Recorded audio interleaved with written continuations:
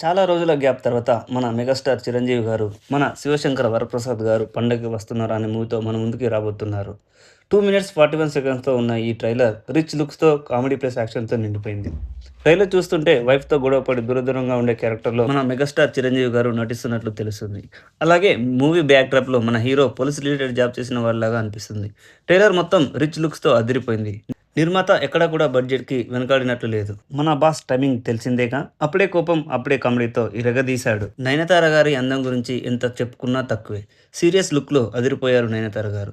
Heroine వాళ్ళ నాన్నని కొట్టడం వల్లే హీరో, హీరోయిన్‌కి దూరంగా ఉన్నట్లుగా అనిపిస్తుంది. ఎప్పట్లానే మన బాస్ యాక్షన్ సీన్‌లలో కుమ్మేశారు. అనిల్ రావిపూడి మూవీస్ అంటేనే కామెడీ ప్లస్ యాక్షన్స్ అని మరోసారి రుజువైంది. మన వెంకీ మామ కామియో రోల్ అదిరిపోయింది. వీళ్ళ ఇద్దరి మధ్య వచ్చే సన్నివేశాల కోసం ఫ్యాన్స్ ఎంతగానో ఎదురు చూస్తున్నారు.